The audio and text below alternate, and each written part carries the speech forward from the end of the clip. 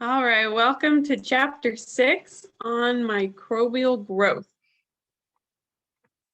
So different microbes have different requirements in order for growth. So these are requirements that they need from the environment. So one of those is temperature. So different microbes can grow at different temperature ranges. So each microbial species is going to have an optimal temperature. So here, for example, looking at thermophiles, the optimum growth temperature is going to be around 60 degrees Celsius. That's where they're going to grow the fastest. And then they have a range where they have a minimum growth temperature. So this would be 40 here, up to about 70 would be the maximum growth temperature. So they can grow anywhere in that temperature range, but they're in the middle, or somewhere in the middle is an optimum growth temperature where they'll grow the best and the fastest. There's 5 different groups of organisms based on their growth temperatures. You guys do need to know these 5 names. So we have Psychophiles. So that's going to be the coldest. They like it from -10 to about 20 degrees Celsius.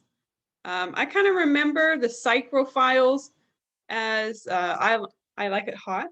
So I think people who like it cold are psycho, right? So that's kind of how I remember it, if that helps you. And phile, of course, is they love it. So they love it cold. So that's Psychophile. The next warmest would be Psychotrophs. And then Mesophiles, that's kind of in the middle.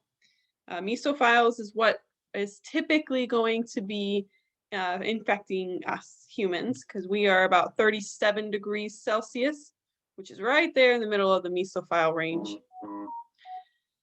Then a little bit hotter is thermophiles. Thermo, like heat, right? And then hyperthermophiles, I like it very, very hot. So the temperature in which microbes grow is really important, especially when we're talking about food and how we store food. So we do store food a lot in the refrigerator quite often. And that's because this range here is where the mesophiles, which is, again, what a lot of our pathogens are, they're going to grow in this range here.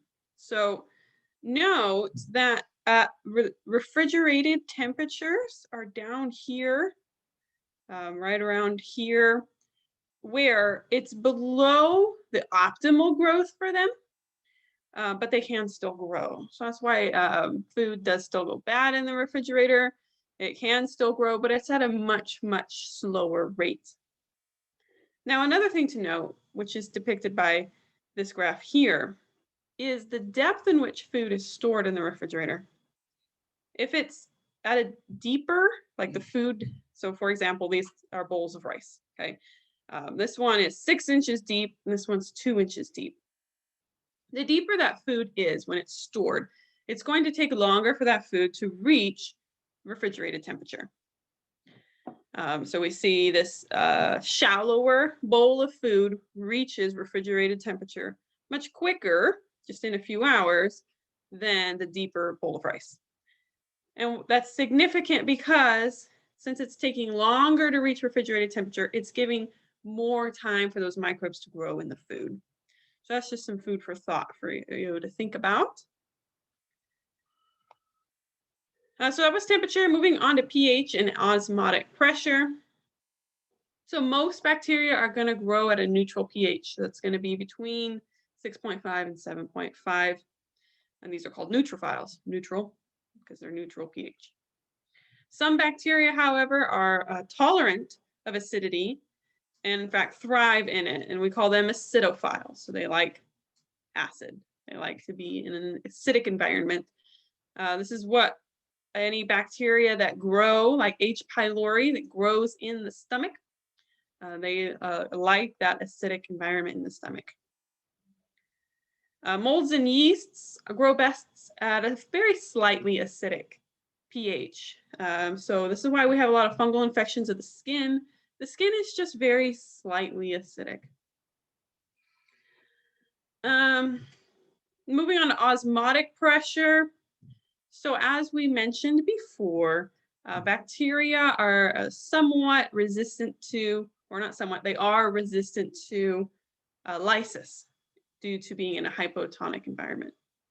But however, they are not, they don't have any defense, or they are susceptible to hypertonic environments that cause plasmolysis. So this is where what we're looking at here, where the cell membrane is going to shrink because the water is going out. So it's going to shrink away from the cell wall here.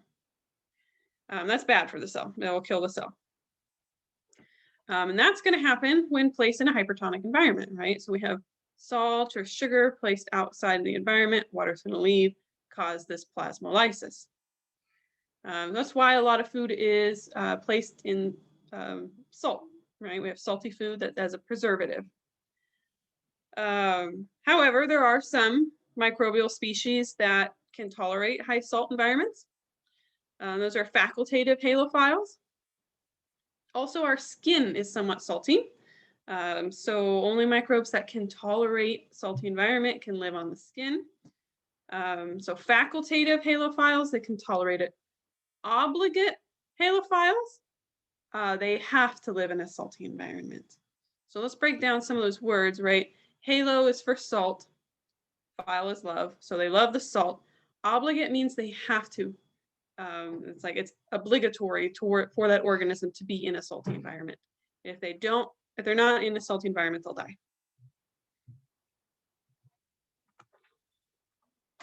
All right, before we get into the different type of organisms for oxygen requirements, I just want to make a note here that different forms of oxygen are actually toxic to all organisms, us included. So we undergo cellular respiration. Remember, that's going to be requiring oxygen, right? But then some forms of that oxygen is toxic. So what some organisms, us included, have developed these enzymes that help to convert toxic forms of oxygen into non-toxic forms. So several forms of toxic oxygen include the singlet oxygen, the superoxide free radicals, so that's here, peroxide anions, and hydroxyl radicals. The superoxide free radicals and the peroxide anions can be converted into non-toxic forms through these enzymes. So these are the reactions you're seeing here. So organisms that can tolerate oxygen, or especially if they need to use oxygen, like we do, then they're going to have these enzymes to convert oxygen into a tolerable form. So superoxide dismutase is going to convert these superoxide free radicals into hydrogen peroxide. Now, hydrogen peroxide isn't great either. That's somewhat toxic as well. So then these organisms have developed additional enzymes that will break the hydrogen peroxide down, which include catalase or peroxidase. These will break down or convert hydrogen peroxide into water, which was non-toxic.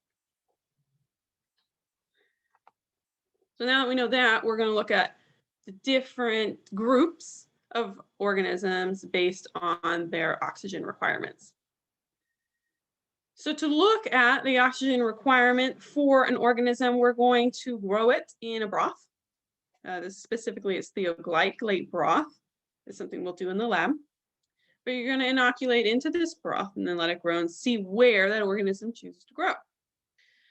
So then we have these 5 different groups based on that. So if it grows at the top and only at the top, it's going to be an obligate aerobe. Obligate meaning it has to grow in the air. Aerobe is air. Now, if we see a lot of growth at the top and some growth down below, that's a facultative anaerobe. Keep in mind that this broth is going to have a gradient, oxygen gradient as you move down. So we're going to have lots of oxygen at the top, right? And less oxygen as we move down.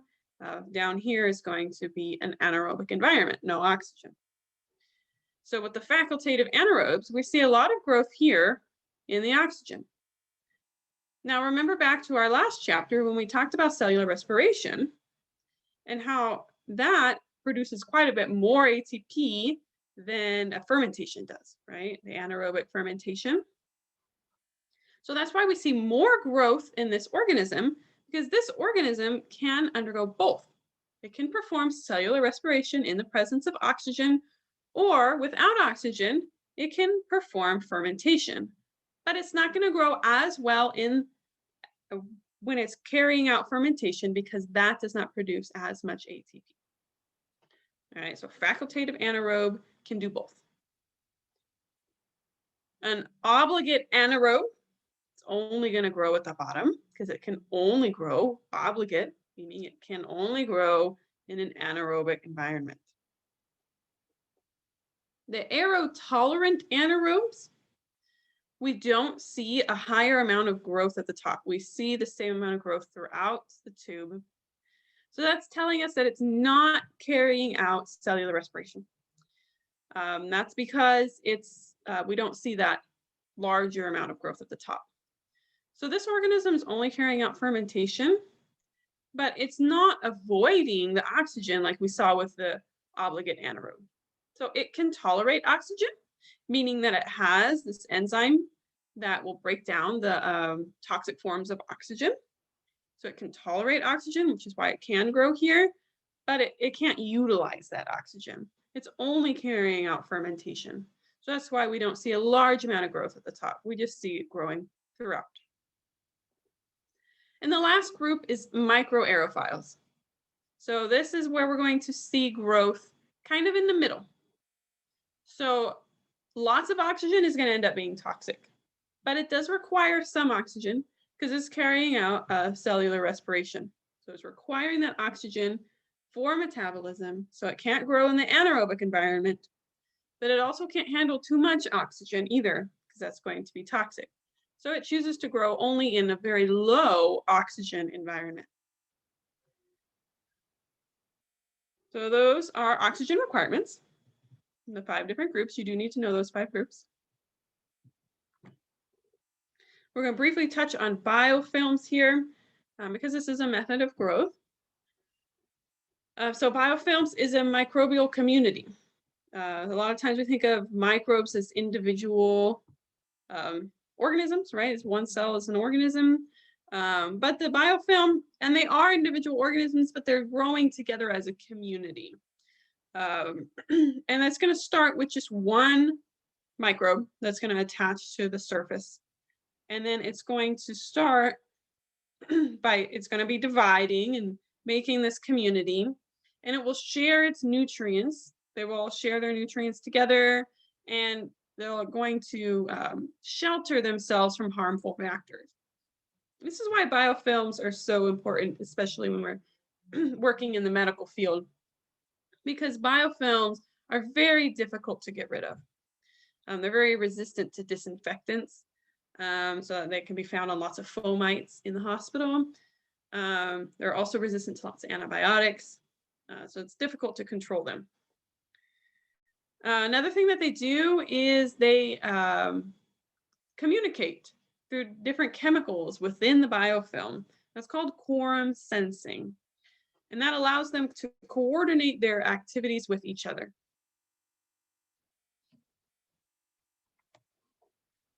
All right, so looking at growing these microbes in the lab.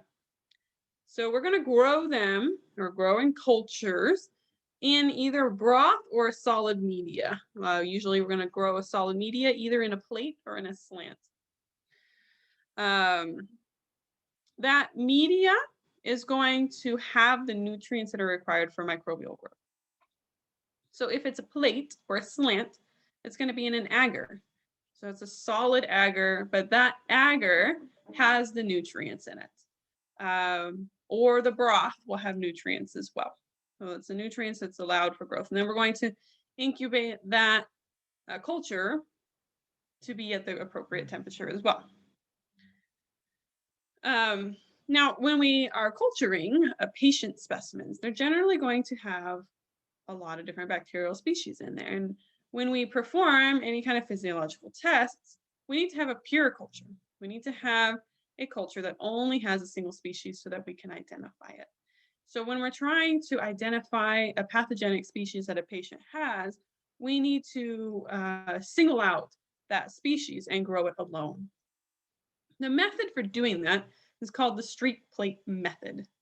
So what you're doing, and it's something we're doing in the lab, or we might have already done this in the lab by the time you see this, but the idea behind it is that you're going to do these 4 different quadrants. And in each quadrant, you're reducing the concentration of the bacterial cells as you go along to try to spread it out so that you'll spread them out into individual cells so they can grow into colonies. What a colony originates from a single cell. So we're going to streak in quadrant 1 here, flame our loop. So that's going to sterilize our loop. And then we're just going to take some of the cells from quadrant 1 and streak again. And this is going to spread out those cells even more, right? We're reducing the concentration. Flame our loop again. Now we have a sterile loop. And so that we're only taking just a few of the cells from quadrant 2 into quadrant 3. Spread those. And same thing for quadrant 4, flame the loop, sterile loop, just take a few of those cells. So that hopefully by the time we get to quadrant 4, we can start to separate out individual cells. Those individual cells or colony forming units will then grow into a colony. So all the cells in one colony, a colony is like one visible mass, is a group of cells that all originated from a single cell when it was plated.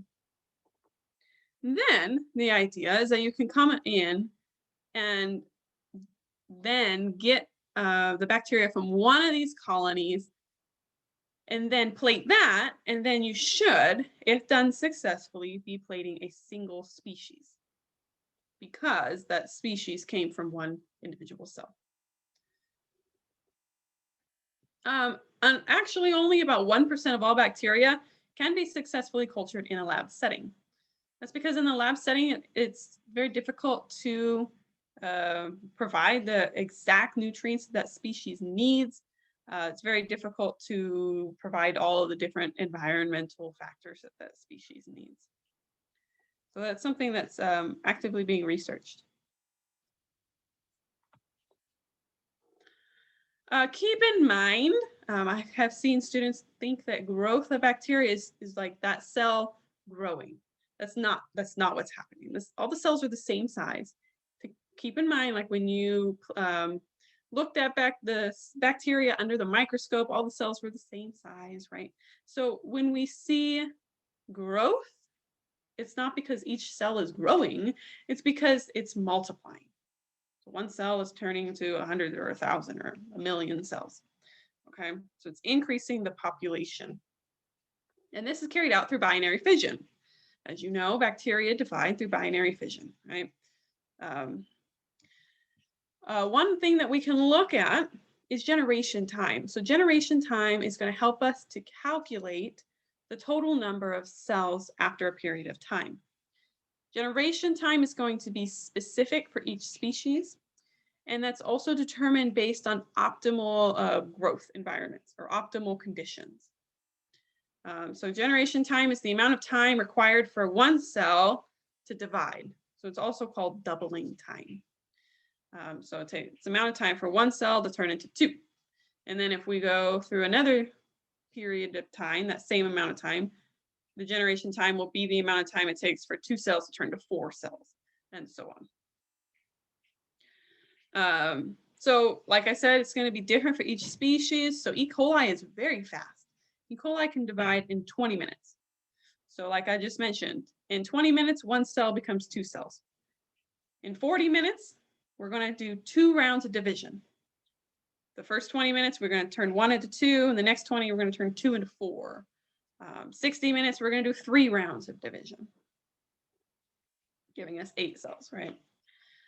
Or others are much slower at growing. So some will take 24 hours to go through one generation time, like tuberculosis. Now, in order to calculate the total number of cells, you're going to need to take first the number of initial cells and times that by 2 to the number of generations. So for example, if I tell you, let's do E. coli, in 60 minutes, how many generation times did you go through? Well, you know that it takes 20 minutes for one generation time. And if I asked you to calculate it 1 hour later, that E. coli would then divided 3 times, right? So you would take 2 to the 3rd power and then times that by however many cells you initially had. We're going to practice that in your assignment. Briefly, binary fission. It's a pretty simple process, just taking one cell, dividing it into 2. Much simpler than mitosis, which you've probably learned about. So binary fission in bacteria, we're going to divide the DNA, elongate it, separate the DNA. Then we're going to separate the cell membrane and grow a new cell wall in the middle, and then finally separate it into 2 cells.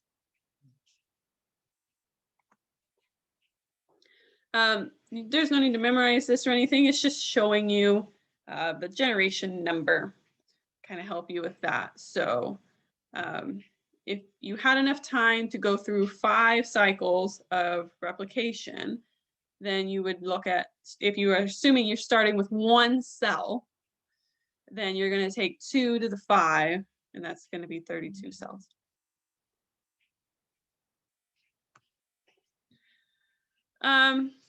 All bacteria or microbes are going to have this bacterial growth curve. Okay, so these are the different phases of growth. So if you inoculate a culture into a tube or a plate, they're going to go through these 4 phases. So the first phase is the lag phase. In this phase, the bacteria is acclimating to its new environment. So it's getting ready to divide, so that we kind of have this period of time where it's not quite increasing in population yet, and while it acclimates to its new environment. Then it reaches the second phase, or the log phase. The log phase is where we're reaching the exponential growth.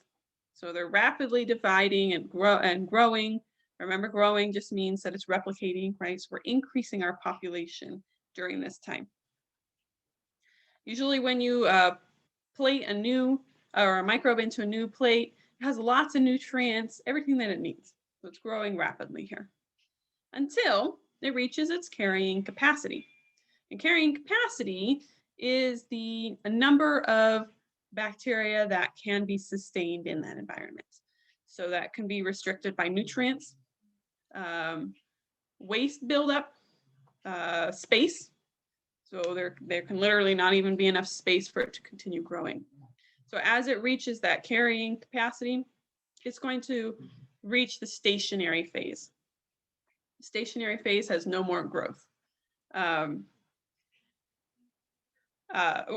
It's not growing anymore. It's not growing exponentially anymore.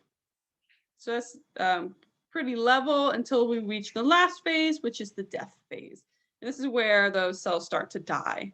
They're going to start to die because they don't have enough nutrients. They're going to start to die because the waste is toxic, or etc. All right, so those are the 4 phases. Lag while it acclimates. Log phase is where it's growing and dividing and increasing the population. Stationary phase as it reaches its carrying capacity. And then lastly, the death phase. The last thing we're going to talk about is how to determine the concentration of a sample. So let's say you have a food sample and you want to test it to see what the microbial numbers are in that food sample to see if it's safe. Okay. So what you're going to do is you're going to take the sample and you're going to form what's called a serial dilution. You may be familiar with serial dilutions from chemistry or gen bio. But it's basically where you're going to make increasingly more dilute solutions. Okay, so if you had a mil, or let's say you have 10 mils of your original solution, then you take 1 mil and put it in 9 mils of a broth, and then now you have a 1 to 10. Take one of those mils, put it in 9 more mils, and now you have a 1 into 100. Keep doing that. And then you're going to just take a mil of each of these dilutions and plate it. So of course, your first plate is going to have a ton of bacteria because it wasn't very diluted. And then each plate is going to have less and less colonies because you had less and less original colony forming units, or less and less individual cells, right? And so that's how we're getting diluting down the bacterial concentrations until we reach a plate that's a countable amount. And we consider a countable plate to be anywhere from 30 to 300. If a plate has less than 30 colonies, we don't really consider it to be reliable, okay? So I think, yeah, I'm not really going to count these right now, but I'm going to assume this is less than 30. This is definitely less than 30. It's only 3. This one is between 30 and 300. Anything more than 300, it's too hard to count, right? The colonies start to get close together. You can't really count them.